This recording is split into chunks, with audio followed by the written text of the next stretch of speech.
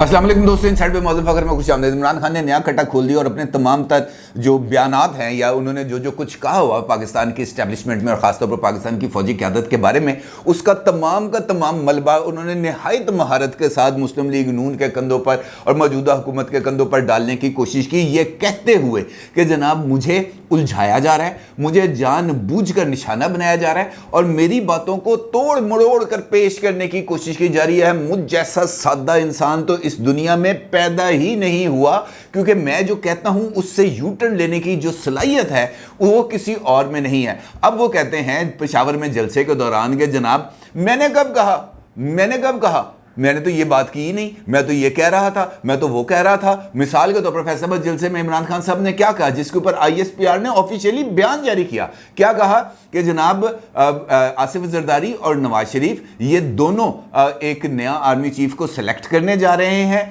और क्योंकि उनको इस बात का खतरा है कि अगर कोई तगड़ा आर्मी चीफ आ गया, अगर कोई मुहब्बे वतन आ गया तो वो उनसे पूछेगा कि जनाब ये आपके पैसे कहां से आए और आपने ये लूट मार कैसे की। ये उनका ऑन रिकॉर्ड, ये आप जिस जगह पे मर्जी चेक कर लेंगे, यही बात उन्होंने की। लेकिन पेशावर के जलसे के अंदर उन्होंने यूं डुगडुगी घुमाई, यूं ऐसे करके ना जरा ट्विस्ट मारा उन्होंने और फरमाते हैं कि मैंने क्या गलत कहा, मैंने तो सिर्फ यही सवाल कहा ना, मैं तो सिर्फ यही बात पूछी कि पाकिस्तान के आर्मी चीफ को की सिलेक्शन जो है वो मेरिट पर होनी चाहिए। अब जो बात उन्होंने की और जो बात इमरान खान ने की, इसके अंदर आप फर्क देख ले कितना है। और उसके बाद कहते हैं कि मैंने क्या गलत कहा, मैं तो ये पूछ रहा था, मैं तो ये कह रहा था कि क्या हम इतने अहम ओहदे पर जो तकर्री है उसका इख्तियार नवाज शरीफ को दे दे, उसका इख्तियार आसिफ अली जरदारी को दे दे। हम एक चोर, लुटेरे, डाकू, मफरूर, मनी लॉन्ड्रर को ये इख्तियार दे देंगे वो पाकिस्तान के चीफ ऑफ आर्मी स्टाफ की तकर्री करे। ऐसा नहीं हो सकता और ऐसा हम होने नहीं देंगे। और साथ उनका ये कहना था कि ये तकर्री मेरिट पर होनी चाहिए। आज का जो जलसा था इमरान खान साहब का, वो यकीनी तौर पर वजाहती बयान के अलावा और कुछ नहीं था, क्योंकि उन्होंने इसके ऊपर जो वजाहत दी वो वजाहत के अंदर खुद ही फंसते चले गए। क्योंकि एक जानिब उन्होंने इस बात का जो ट्विस्टिंग का वो तो सारे का सारा मलबा डाल दिया उन्होंने मुस्लिम लीग नून के मीडिया सेल पर, और खुद जो बात उन्होंने की थी जिसके ऊपर एतराज था मुहब्बे वतन वाली, उसको उन्होंने बिल्कुल ही कार्रवाई से हज़फ कर दिया, एग्जेम्प्ट कर दिया कि जनाब ये वाली गलती मैं कीती नहीं। अब बुनियादी तौर पर अगर देखें, हम इमरान खान साहब की आज की ही बात ले लेते हैं, हम फैसलाबाद की बात को हम नज़रअंदाज कर देते हैं, हम कहते हैं वो सारे का सारा झूठ था, वो सारे का सारा मुस्लिम लीग नून ने किया था। इमरान खान साहब क्या कहते हैं कि जनाब हम नए चीफ ऑफ आर्मी स्टाफ की तकर्री का इख्तियार दे दें किसको, नवाज शरीफ और आसिफ अली जरदारी को। जबकि अगर हम दस्तूर पाकिस्तान को देखें, हम उसके अंदर ये बात वाज़ेह तौर पर लिखी हुई है कि नए चीफ ऑफ आर्मी स्टाफ की तकर्री करेंगे कौन, प्राइम मिनिस्टर। प्राइम मिनिस्टर करेंगे तकर्री, ये उनका सवाबदीदी इख्तियार है, सवाबदीदी। इसके अंदर कोई और उनको किसी से मशवरा करने की भी ज़रूरत नहीं है, उनसे किसी से बात करने की भी ज़रूरत नहीं है। उनके साथ वो उनके पास जो सीनियरिटी लिस्ट जाएगी उसमें से वो जिस भी बंदे का इंतखाब करेंगे वो इंतखाब करके वो समरी भेज देंगे प्रेसिडेंट ऑफ पाकिस्तान को, जो बतौर सुप्रीम कमांडर उस समरी के मुताबिक नोटिफिकेशन जारी कर देगा और उस बंदे को नवंबर के अंदर स्टार्स लग जाएंगे और वो 4 स्टार जनरल हो जाएगा। अब वो कहते हैं कि जनाब ये तकर्री मेरिट पर होनी चाहिए। और बंदा ये बात कौन कर रहा है, बंदा बात कौन कर रहा है, वो बंदा बात कर रहा है जिसने मेरिट पर कोई तकर्री की ही नहीं, की नहीं। अपना उनका आप 3.5 साल का इक़्तिदार देख लें, वहां पर तकर्रियां मेरिट पर नहीं होती थी, बुशरा बीबी के तवीज़ धागों के जरिए होती थी, वो तोता फाल के जरिए होती थी। उस्मान बुज़दार पंजाब के चीफ मिनिस्टर लगाया गया तो क्या वो मेरिट पर था, क्या वो मेरिट पर चीफ मिनिस्टर लगाया गया? महमूद खान को चीफ मिनिस्टर खैबर पख्तूनख्वा लगाया गया, क्या वो मेरिट पर लगाया गया? आतिफ खान, शहराम तरकई को नज़रअंदाज किया गया चीफ मिनिस्टर के लिए, जिनके साथ वादा किया गया था, वो मेरिट पर किया गया। परवेज़ खटक, जिसकी कारकर्दगी के ऊपर इमरान खान साहब को अगले 5 साल के लिए KPK की हुकूमत मिली, उनको मरकज़ में भेज दिया गया क्योंकि उस वक़्त इमरान खान साहब को एक वोट की ज़रूरत थी। वो फैसला मेरिट पर किया था। अब्दुल कयूम जो थे, जिनको आज़ाद कश्मीर का प्राइम मिनिस्टर बनाया गया था, जिसको खुद नहीं ये पता था कि अब्दुल कयूम नियाज़ी, जिनको खुद नहीं पता था कि मैं जनाब प्राइम मिनिस्टर बनने जा रहा हूँ, उनका तकर्रर मेरिट पे किया गया था। वो मेरिट क्या था? इमरान खान साहब अपने कम से कम वो मेरिट ही बता दें कि जनाब मेरा ये मेरिट है और इस मेरिट के मुताबिक मैं फैसले करता हूँ। अपना मेरिट कोई नहीं। वो खुद, आप खुद प्राइम मिनिस्टर बने थे, अपने मेरिट पर बने थे। RTS मेरिट पर बंद हुआ था। धरने मेरिट पर हुए थे। वो जो लंदन प्लान बना था, जिसकी इस वक्त वीडियोस भी मौजूद हैं, जिसके बारे में ये इंकशाफात भी मौजूद हैं कि उस वक्त के DGISI मेजर जनरल ज़हीरुल इस्लाम ताहिरुल कादरी और जनाब की मुलाकातें लंदन के अंदर कराई गई थी, और वहाँ पर ये सारे का सारा धरना प्लान बनाया गया था, वो मेरिट पर बना था। बंदे को खुद ही बंदे को शर्म आनी चाहिए। प्रॉब्लम ये है कि इमरान खान साहब इससे कई बातें आगे की कर चुके हैं। मेरा प्रॉब्लम यह है कि YouTube की चूंकि कॉपीराइट्स की पॉलिसी है, मैं टीवी चैनल्स की तरह वो क्लिप्स लाके आपके सामने नहीं दिखा सकता कि इमरान खान ने फलां वक्त पे ये कहा, फलां वक्त पे ये कहा, फलां वक्त पे ये कहा, लेकिन सिंपल आपको चंद मिसालें दे सकता हूं। मिसाल के तौर पर इमरान खान साहब वजीर आजम थे, एबटाबाद के अंदर जलसा किया, एबटाबाद में जलसा किया और पहली मर्तबा न्यूट्रल के हवाले से बात की। जनरल बाजवा साहब का मजाक उड़ाया ये कहते हुए कि जनरल बाजवा साहब मुझे मिले थे और उन्होंने कहा यार मौलाना साहब ना फजलुर रहमान साहब को ज़रा नाम एहतराम से लिया करें, ये डीजल ना कहा करें। तो नीचे से कौन सी आवाज़ें लगी थी सबको पता। तो वो क्या था, वो बुनियाद थी। इनफैक्ट वो जलसा फौज के खिलाफ एक बयानिए की बुनियाद थी, और उसके बाद न्यूट्रल की तशरीह जानवर, और उसके बाद मीर जाफर और मीर सादक, ये किसको कह रहे थे? नवाज शरीफ को कह रहे थे, आसिफ जरदारी को कह रहे थे, डोनाल्ड लू को कह रहे थे, किसको कह रहे थे? वो सबको पता है। आज उन्होंने क्या कहा? आज उन्होंने ये सारी बातें कर दी और उसके बाद कहा कि मैं आज ये सवाल पूछता हूं, वो कौन गद्दार थे जो बैरूनी साजिश का हिस्सा बने और इन चोरों को लेकर आए? इसका मतलब यह है इमरान खान साहब की इस बात का, कल को फिर इस बात से मुकर जाएंगे, उनका मतलब क्या है कि ये चोर खुद नहीं आए। यानी चोर कौन है? नवाज शरीफ, आसिफ जरदारी, शहबाज शरीफ, यही लोग हैं ना। ये चोर खुद नहीं आए, इनको लाया गया। इनको कौन लेके आया? अमेरिका को तो गद्दार नहीं कह सकते, डोनाल्ड लू को तो गद्दार कह नहीं सकते कि वो पाकिस्तान का सिटीजन ही नहीं है। गद्दार किसको कहा गद्दार? ये बात समझने के लिए कोई रॉकेट साइंस दरकार नहीं है। किसी को ये बात समझने की ज़रूरत नहीं है कि जनाब इमरान खान साहब का मतम नज़र क्या था, वो किसको एड्रेस करना चाह रहे थे। फिर वो ये कहते हैं कि मुझे टेक्निकल नॉकआउट किया जा रहा है और मेरे खिलाफ मुकदमात बनाए जा रहे हैं, और ये चाहते हैं कि मैं अगला मैच ही ना खेलूं, इस मैच से मैं आउट हो जाऊं, बाहर निकल जाऊं। कभी तौहीन अदालत की कार्रवाई, कभी तोशाखाना और कभी पालतू इलेक्शन कमिश्नर। ये इमरान खान साहब के अल्फाज हैं, मेरे नहीं है। तोशाखाना, तौहीन अदालत, पालतू इलेक्शन कमीशन। अब इसके बाद अगर कोई कार्रवाई हो और उस कार्रवाई के नतीजे के अंदर आगे को बात बढ़ जाए तो फिर इसका कौन जिम्मेदार है? जनाब की ज़ुबान तो खुद काबू में नहीं आती। वो रज़ी साहब का ना, वो बड़ा तारीखी जुमला रिजवान रज़ी साहब का कि लम्हे मौजूद में ये जुर्म जो खुद कर रहे होते हैं, ठीक उसी वक्त उसका इल्ज़ाम किसी दूसरे पर लगा रहे होते हैं।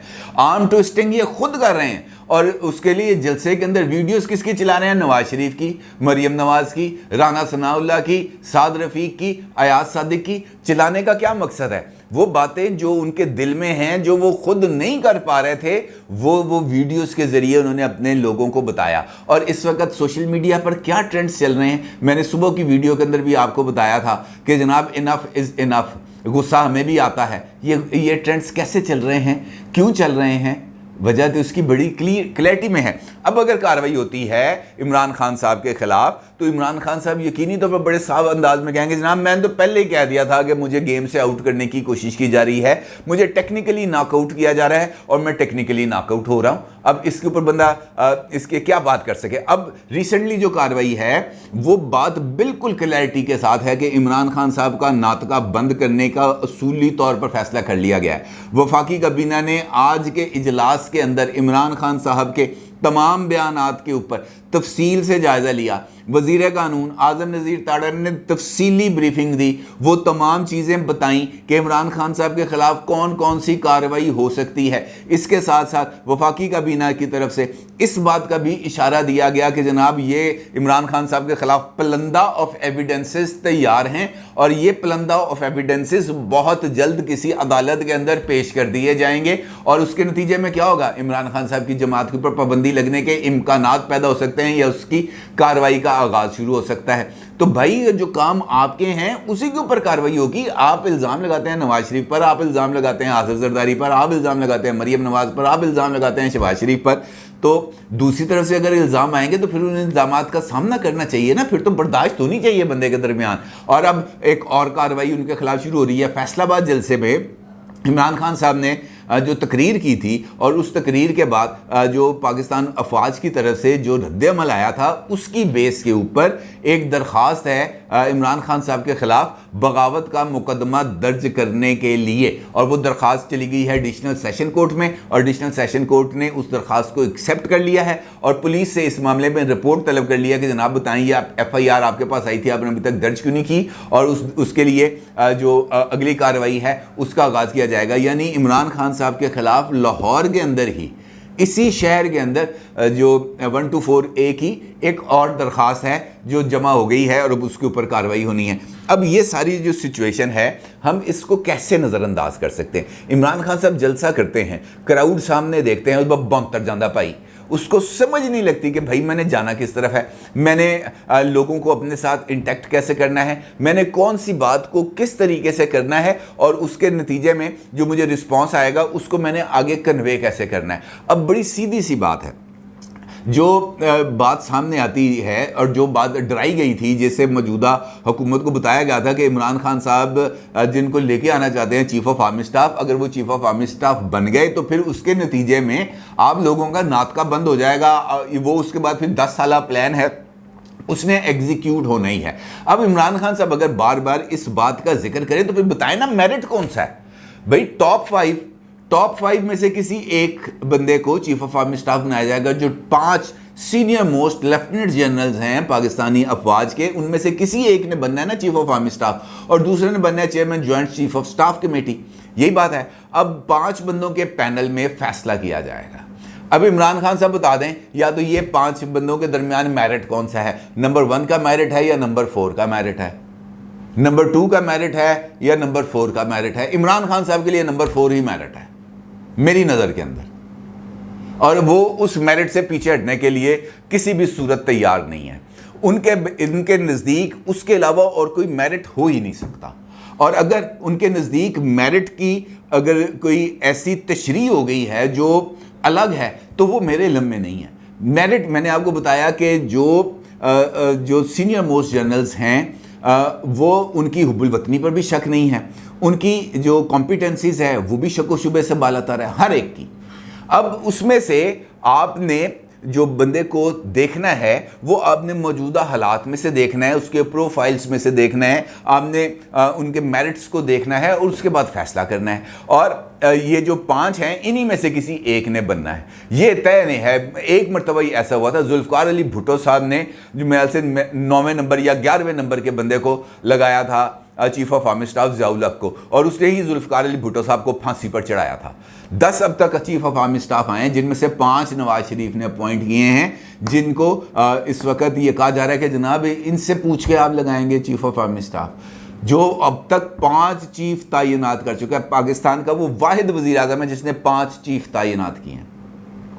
अब ये कहने की बात है जनाब, इसको जितना मर्जी आप कर ले, बात इतनी सी है कि इमरान खान साहब का मेरिट बिल्कुल मुख्तलिफ है और उनका मेरिट बिल्कुल सीधा सा है कि वो बंदा जो मुझे इक़्तिदार में लेके आए। उनका मेरिट सिर्फ़ और सिर्फ इक़्तिदार में आना है, उनका मेरिट सिर्फ़ और सिर्फ अपनी मर्ज़ी का एक सेटअप है, उसकी तश्कील है। उनका मेरिट पाकिस्तान के पार्लियामेंट्री फॉर्म ऑफ सिस्टम को ख़त्म करना है, तबाह करना है, और उसकी जगह पर प्रेसिडेंशियल फॉर्म ऑफ सिस्टम को लेके आना है।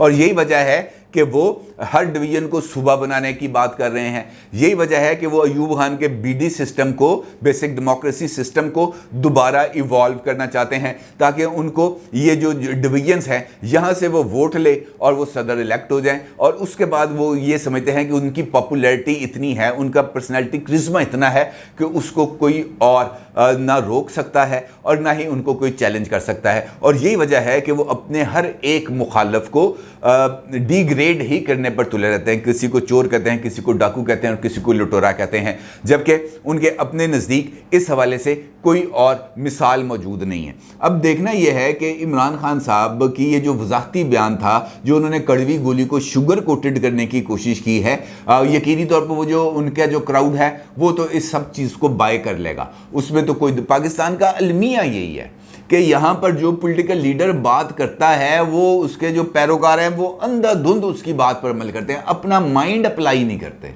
जबकि जो चीज़ें सामने हैं क्लैरिटी के साथ हैं उनको तो तस्लीम करना चाहिए। अब वो अपने कौम को शऊर देना चाहते हैं, कहते हैं मैं 7 माह से जलसे कर रहा हूँ और मैं लोगों को शऊर देना चाहता हूँ, मैं उनको एजुकेट करना चाहता हूँ, मैं उनके इंटेलेक्ट लेवल को बेहतर करना चाहता हूँ, लेकिन वो इंटेलेक्ट लेवल कहाँ पर है? सोशल मीडिया पर तो गालियों के अलावा कोई इंटेक्ट लेवल उनका नज़र नहीं आता। और फिर वो ये कहते हैं, हालांकि उनके पास मौका था, मुझे याद आया, तौहीन अदालत की कार्रवाई चल रही है ना इमरान खान साहब के पास इस्लामाबाद हाई कोर्ट में, और उनको ये मौका दिया गया है कि जनाब आप जो है एक रिव्यू अपना दे सकते हैं या रिवाइज्ड अपना जो जवाब है वो दाखिल कर सकते हैं। आज इमरान खान साहब के पास मौका था कि वो ज़ेबा चौधरी साहिबा से माफ़ी मांगते।